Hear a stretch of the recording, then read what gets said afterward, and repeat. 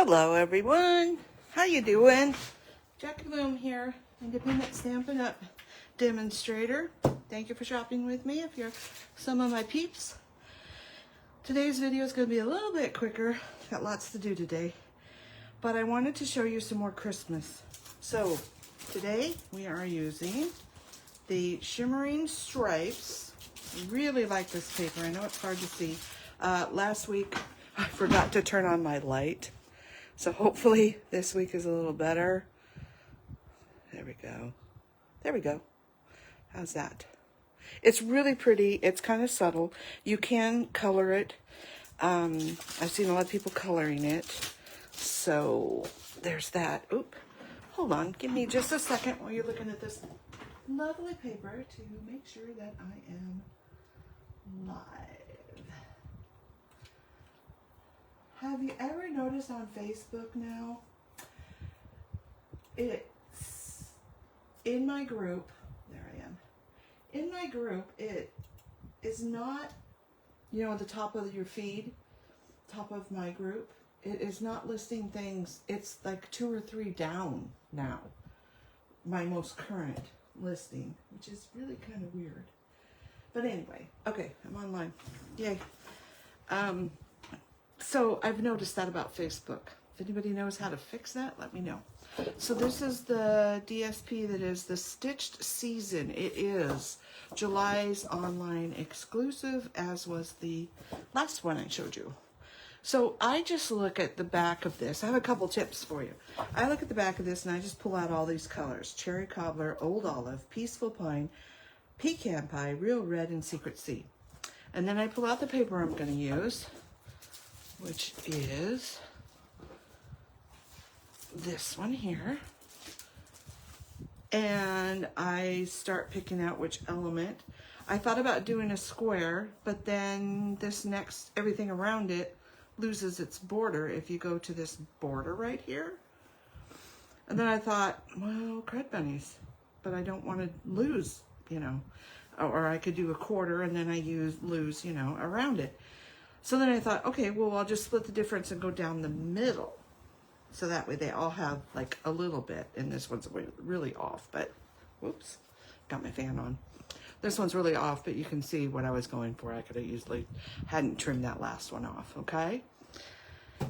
And then I thought, kind of like that, that'll work. But then I ended up cutting it out completely. So I just have this little square, which is like 1.5 by 1.5. Okay, which is a good size for cards. So that's just a little tip about this that I came across, and I wanted to kind of help you so you're not cutting it up and doing it wrong, and you can just have it nice and easy. So because of what I picked, that's how I picked. Oop, got a little bit of messy on there. I like them to be clean because otherwise I'll get my fingers in it and then it goes everywhere.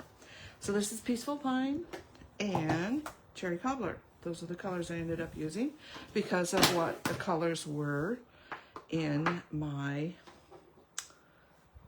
pieces of DSP I picked. I also blend brushed.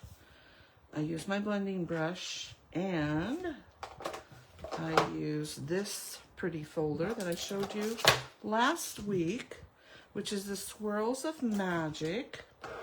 And I have a piece right here. I thought I was going to use a different color combination. This is Old Olive and Real Red. But then when I picked out my things, I went to the darker colors.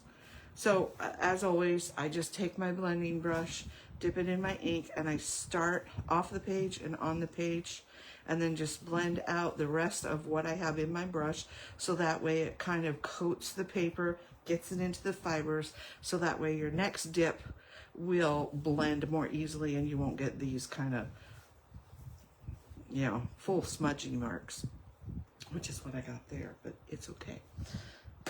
I think you guys have seen me do that enough. If you have any questions, put them in the comments and I'll get back to you. So with the Peaceful Pine and the Cherry Cobbler, this is what I got.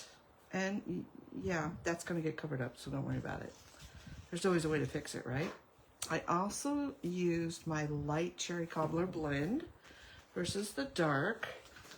I'm just going to show you and put this last little bit together. And then I pulled out the pretty poinsettia for the Christmas joy because I needed some words. So I stamped that in Peaceful Pine. And then I colored it in with my marker. Now remember, on the marker, I actually stay outside of the line because it will wick to the edge, especially if your marker is really new and juicy. So I just kind of let it wick to where it's going to go. I kind of color in the middle, let it go, and then I go back and hit it with a really soft touch. I don't press down hard or it would just bleed out over the edge. So just kind of dot it, and especially like in here, that little bit, you would have to dot. So just be careful, take it easy, take it slow. This is gonna go there. Got some of that pretty. It's just an inch, and I just cut some pennants in it. So I think I'll put that on first. And because this is a 3D, you want to make sure you use a lot of adhesive. And I think I also like to use my grid paper, so then I can kind of judge where I want it. It's going to kind of split the difference between the one and the other of color. So we're just going to put it there, which is about 1, 2 1/4 up from the bottom. Okay, and then I think I want to raise these up. Got my last little bit of dimensionals, and I'm going to put them kind of towards the middle, if you will, because I want to tuck maybe some stuff in, the rest of it. Okay, so I'm just going to set that there. Then I've got my squares, and since these are going that way, I'm going to make sure these go that way, horizontal. And so I'm going to glue on the back of here. Again, I put a little bit more glue because this is slightly raised. I don't think it'll be much difference, but slightly. So we'll put that one down.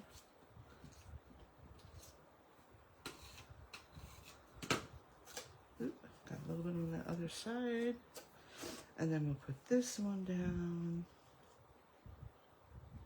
And I, again, am looking at these 3 corners or 2 corners to line it up. Okay, put a little adhesive on the bottom of these so they're ready to go.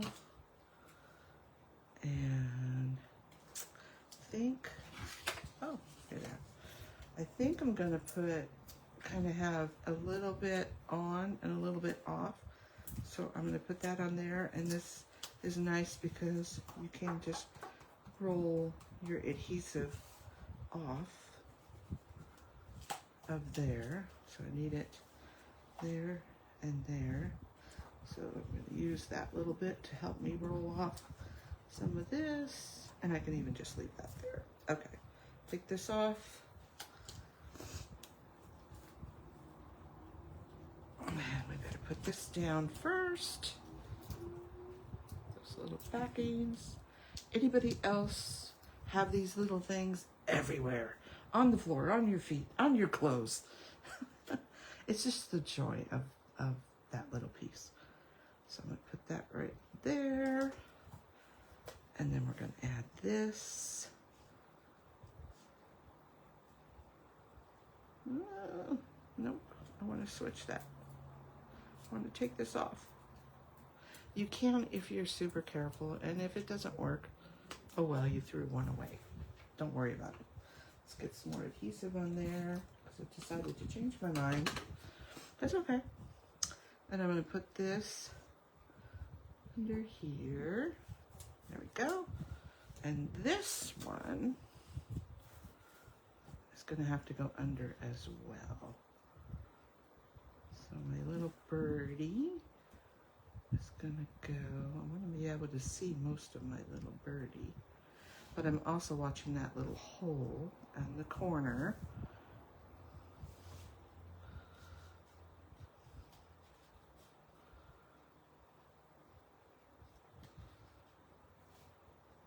Sorry, I'm fiddling. I know, I'm fiddling. Don't you just love the little candy canes on the birdie? So cute. I'm going to try and come up as far as I can. So you can see as much of that birdie as you can.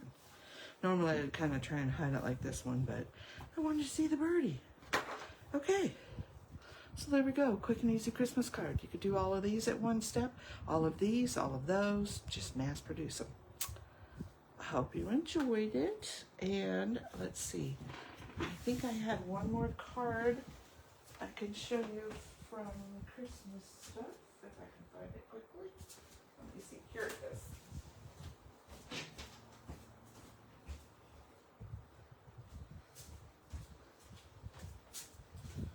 So this will be one that I'll be doing in my card class in July. So here's another one. So if you're in card class, this will be the second card class for this month. So, do you like number 1 or number 2? Do you like both of them? Whatever it is, let me know. If you have any questions, I'm happy to help. And I will see you next Friday. And maybe we will do another Christmas card. Maybe I'll do Christmas cards all of July, and then I'll go back to some other stuff. Just because it's so much fun. Little Christmas in July sneak preview, if you will. Thank you for watching, and I hope you have a great weekend, and I hope it's not raining or too hot where you are. Bye now.